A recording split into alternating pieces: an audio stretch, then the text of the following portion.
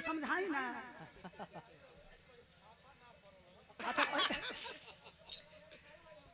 कहत नहीं यहाँ कि कहीं छापा नहीं खेपो। अच्छा तो जाए नहीं छोड़ी। अब जितने लोग बैठल बानी मात्र हमारे 10 से 12 मिनट के गीत में आप लोग को बैठ के आनंद लेते रह जाए। देखलन के भलोइया माटी खनता, जब आगे बढ़लन तो मन में सोचा तड़ो कि आदमी रही तो हमारे ऊपर दया भी करी। कोनो गारंटी नहीं खे। एगो तो भालू के जात, जंगली जानवर। अरे वाह, अगर इसका नजर अगर हमारे ऊपर पड़ गया, अरे वाह वाह, ठीक करिएवा हमको छोड़ी नहीं हो, कोनो एकर भरोसा ना हो। अगर तनी मनी हमारा ऊपर हमला कैलो के दादा ओ दादा, एकर कोनो गारंटी ना हो। ई खड़े ली जाई। बड़का बड़का दांत ले लेबा, अरे वाह, मारी की खत्म कर दी जिंदगी। सबके मुआला से डर होला। लुका गइलन, लुकाई के नजारा देखे लगलन। 5 मिनट के बाद भालू कैलस का बिरहा में तर्ज लग गइल बहादुर।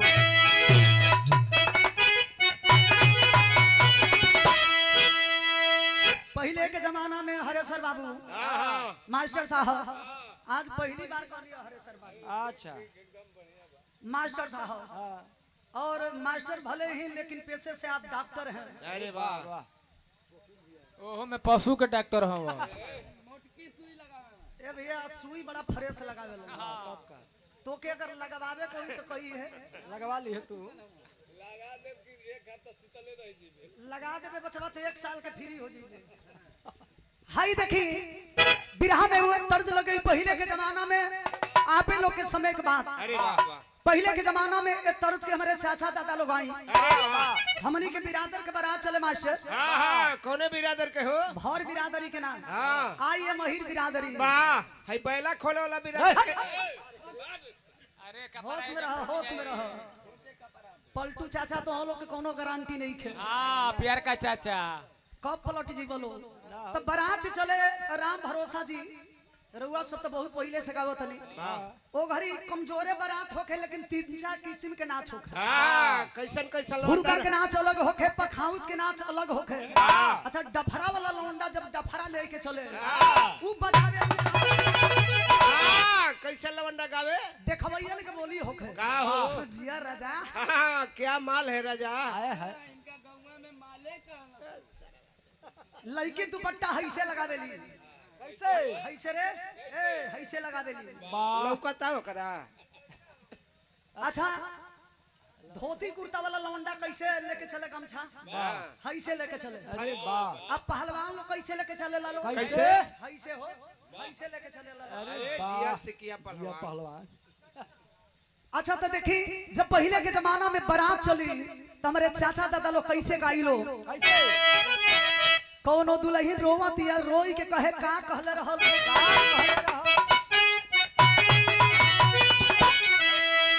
अरे डूबी मारबी बोलो डूबी मारबी जई बजो पुरुबा के सवा। ए भैया, ऐसे ना कैसे लवंडा चलत रहे। ओ समय हमार जन्म ना रहो, जन्म ना रहे तो बतावत रहू तो इहो कुल लेकिन वो हाथ में दोनों झाम लेके चले। दे दे रे भाई। झाम का मतलब जेकर हमने की झांझ कहे नहीं जाए। हाँ, गणेश प्रसाद यादव जी प्रधान पद के प्रत्याशी महोदय, कोडरा के पावन धरती से 50 रुपए दे के स्वागत के लिए बनी बहुत बहुत प्रणाम। ये हम ना लौंडा चले कैसे चले।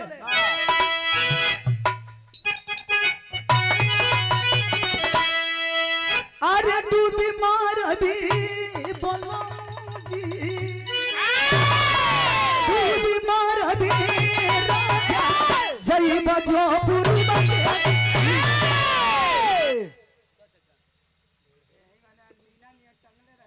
पहले पैसा दा।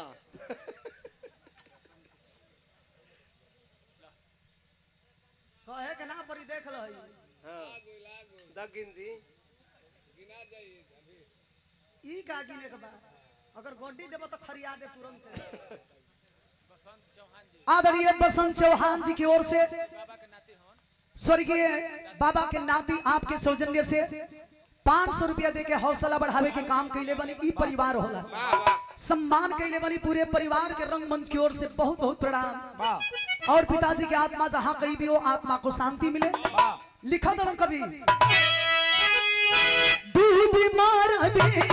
अरे बचवा हाँ पैतरा बदल के चले ला उहे लड़वैया होला वाह पहले धोती कुर्ता वाला लौंडा बा हाँ लेकिन पोजीशन ऐसन बनौले बा अरे वाह कैसन जौना दादा लोग के आंख से लौकत नहीं खे हाँ रतौनी भाई लोग जाना तो का कही लो का हो हे बचवा अमिताबा हाँ अरे बाबू हाँ। अच्छा तो नाच देखत जा तड़ो देखो बचवा मेरे आंख से तो लौकत नहीं खे लेकिन हथवा है धले तनी हाथवा धऽ लेते हाँ न तले है डंटवे धले तनी हाथवा धऽ लेते बचवा आ देख भले लौकी चाहे ना खाली एक हाली अगर तनी छुआ देते ना हाँ पता चल जदी कहाँ खालू छुपा रतौनिया दूर हो जाए मार रतौनी दूर हो जाई तो देखा कैसे चली उ लौंडा कैसे डूबी मार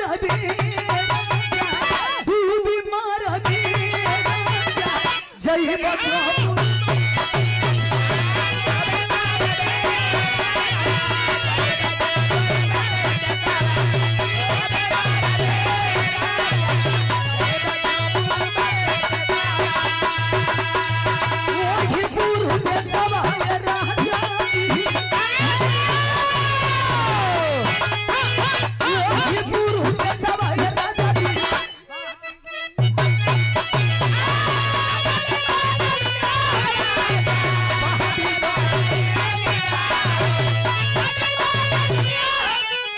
इंस्पेक्टर साहब सीआईडी इंस्पेक्टर साहब सीआईडी इंस्पेक्टर साहब चलल बनी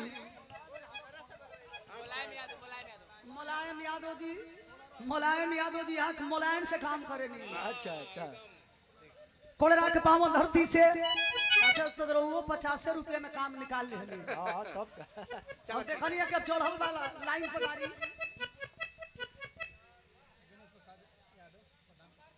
प्रधान पद के प्रत्याशी महोदय जनक प्रसाद यादव गणेश प्रसाद यादव जी कोलरा के पावन धरती से 100 रुपये दे के स्वागत के लिए बनी अच्छा तो नहाला बदहाला आप मार ले कभी लिखलन का वही पूर्व देशवा चलो जी वही पूर्व देशवा बाटी बंगल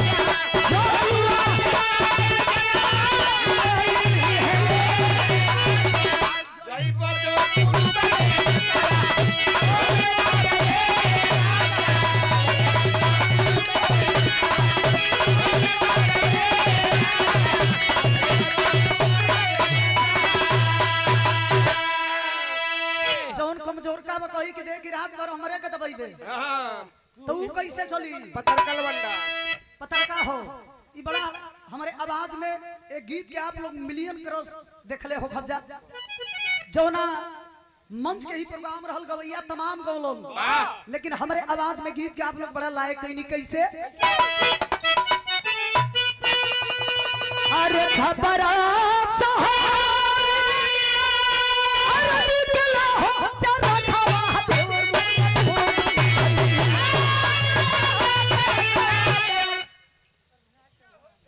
प्रभुनाथ चौहान जी पिताजी की ओर से सादर 50 रुपए का आशीर्वाद पिताजी की बहुत बहुत प्रणाम कैसे छपरा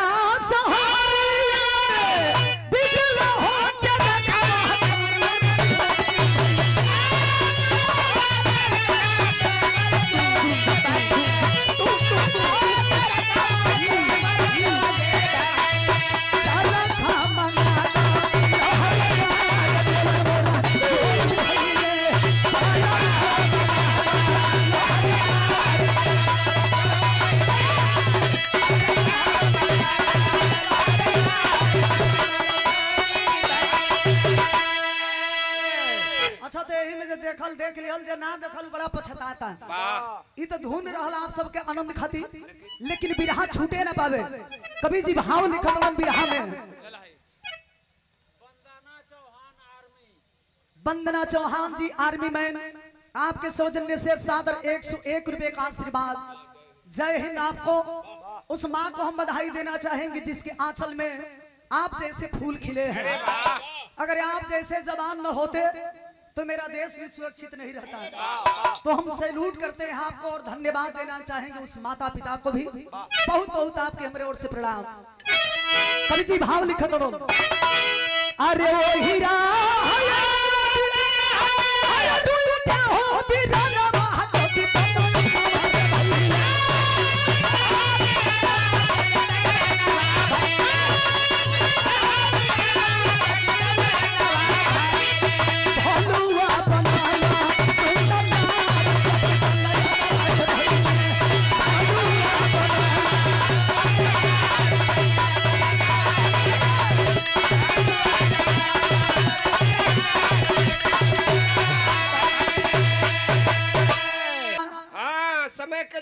और समय के मर्दाना भी दोनों रही हम तबे टैली धरी। हर इंसान इस धरती पे चाहे हम हो चाहे आप हो, जो भी मनुष्य का रूप लेकर के इस धरती पे आया है, हर इंसान मुट्ठी बांध के आवेलो।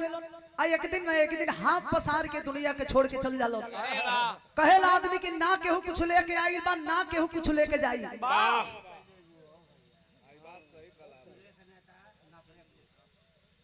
सुरेश नेताजी नापलेपुर के पावन धरती से हमारे नेताजी 50 रुपया दे के स्वागत के लिए बनी।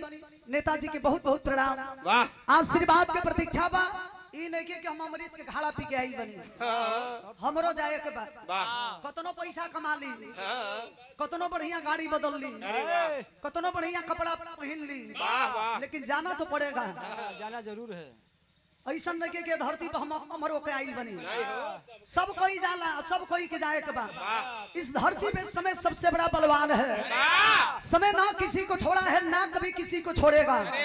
जब राजा हरिश्चंद्र बड़े इतने बड़े दानी, जब उनको समय नहीं छोड़ा। सुरेश चौहान जी कानपुर के पावन धरती से 51 रुपया दे के स्वागत के लिए बनी। साहेब के बहुत बहुत स्वागत बा, अभिनंदन बा, वंदन बा, आपके चरण छू के प्रणाम। तो आई एगो समय के प्रति कवि जी बड़ा सुंदर भाव लिखत नहीं। आप लोग बैठ के जितने देर तक चले एने चाहे उन्हें आप लोग बैठ के गीत संगीत के आनंद लेते रह जा। आई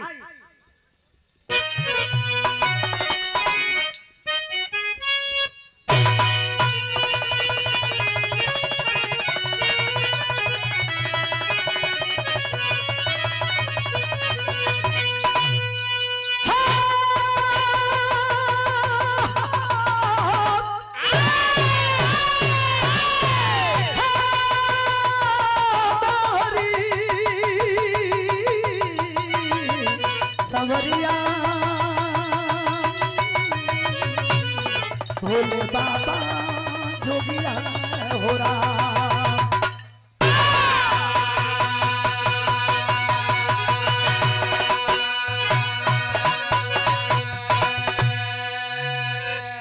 बिरहा सुने वाला भैया लोग, ये धरती पर हर इंसान के अंदर अहम बा। अहम के मतलब घमंड। कौन चीज का? हर इंसान के कोनो न कोनो बात के घमंड हो। हम बढ़िया पहन सकीला, हम बढ़िया खा सकीला, हम सबसे ज्यादा पैसा कमा सकीला, सबसे बड़ा घर बनवा सकीला। हर इंसान के अंदर अहम भरा हुआ है। अजहिया ये शरीर के अंदर से अहम निकल जाई, घमंड निकल जाई, उसी दिन हम और आप इंसान बन जाएंगे। जहिया आपके दर्द के हम समझे लगी कि हमार दर्द हो, ये धरती पर कोनो कमिये ना रह जाए आप में, हम में। राजा विक्रमादित्य को घमंड हुआ था। इस धरती पे हमारे ऐसा कोई राजा नहीं है। लेकिन एक बार रात के समय में राजा विक्रमादित्य करते हैं क्या बहादुर? आइए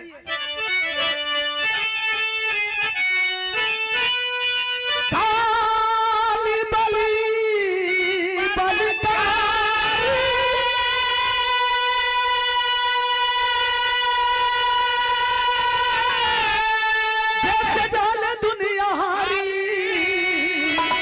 महिमा न्यारी जे कर लीला प्रेमय पारी।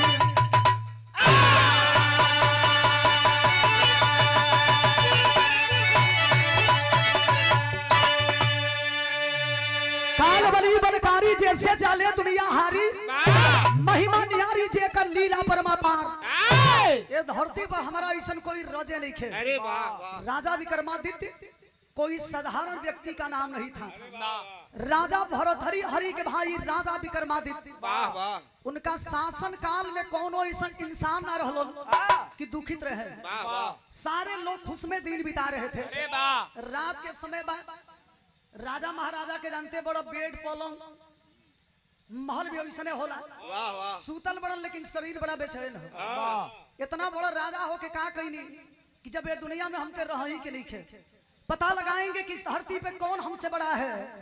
राजा विक्रमादित्य जब पता लगावे खातिर चल रहा हो तो कवि जी बिरहा में बड़ा सुंदर हमरे तेरी के भाव लिखल बहादुर।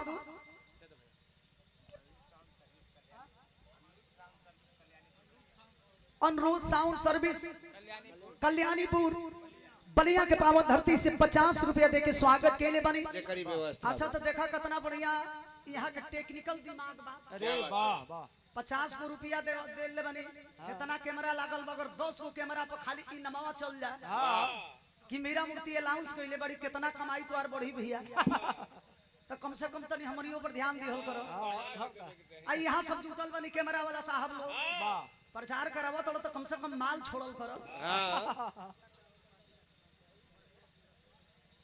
और सादर 101 रुपया दे के स्वागत के लिए बनी आदरणीय दीपक चौहान जी, जनता क्रांति पार्टी। आप साहब के द्वारा बागी बलिया के धरती से जिला सचिव बनी। आप 100 रुपया दे के स्वागत के लिए बनी। सचिव साहब को बहुत बहुत प्रणाम। तो ये आसान तरीका बा प्रचार करवावो। हाँ। बिरहा में तेरी के भाव लिखे के पड़ल बहादुर मां। अरे मोरे राम अरे होनहारी कोई के टारे ना टरी, होनहारी कोई के टारे ना टरी, तब उठी बात के ही बचाई बहुत पसारी अरे पसारी अरे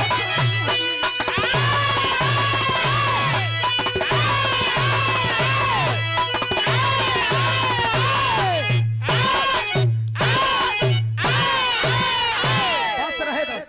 होनहारी कोई के टारे ना टरी, मुट्ठी बात के ही बचाई हाथ पसारी, होनहारी कोई के टारे ना टरी। कवि जी मात्र 10 से 12 मिनट के गीत बा, लेकिन बड़ा सुंदर कवि जी हमारे पुरान गीत के संकेत कैलो। वाह पुरान गीत कभी कभी पुरान चीज भी बड़ा मजा देला। हाँ जैसे में पुरान भोजन होखे, वाह पुरान भेली होखे, पुरान सिरका होखे, पुरान अचार होखे। हाँ पुरान मेहरारू होखे। खत्म है एकदम। तो हाथ उठावे से पहले खाली तनी सोच लिहल करो कि जेकरा ऊपर हाथ उठावा थोड़ा पुरान बा कि नया बा। तोहके ना कहिला हो, उम्र से आंकड़ा मत मिलई हो। तोहके ना कहिला। उम्र कतनो हो जा लेकिन मीरा मूर्ति के जब पैबा ऐसने पैबा। अरे हाँ वाह सखुआ का लकड़ी हरे बाबू जितने रगड़ बा उतने लाइट मारी। यार ना तनी एखर रगड़ी ले तू हम तारे काम समझ में आ जाई। रगरही में तो खिया गइल बा। तो सोच समझ के मुकाबला करी को। रेड़ के लकड़ी कहे के मुकाबला करी सखुआ के लकड़ी से, मारब की तुरंत फेंक। तारा के नहीं की कहो। अब डरे कहो तो कि तारा के नहीं फेंक। बारे सुखू भाई वाह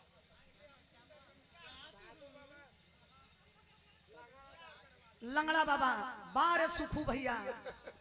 देखिए हाँ कुल कैमरा लगल बड़ो सो। क्या ईश्वर बनाए हैं आपको। बाबा के नाम पर पैसा देके स्वागत के लिए बनी रंगमंच की ओर से आपके बहुत बहुत प्रणाम। बाबा में जरूर कोनो खूबी बा। अरे वाह तभी हम कवि जी हमारे स्वर्गीय रामदेव गुरु जी के, स्वर्गीय बुल्लू गुरु जी के जमाना के, स्वर्गीय हमारे बाला गुरु जी के जमाना के गीत लिख देने कैसे बहादुर।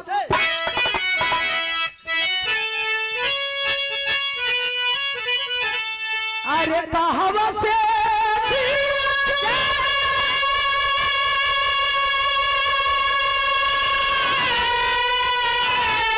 कहावा समाई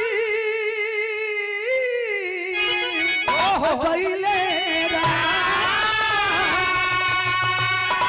अरे कहावा में बोले ना मकाम कहां में लटकाई गईले।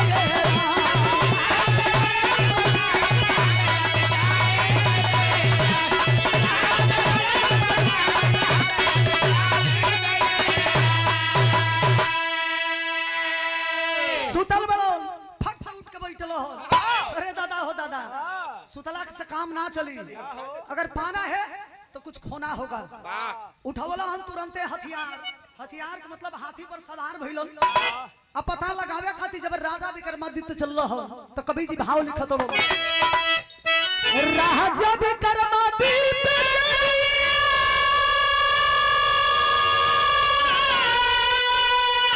विपिन विजयी गइले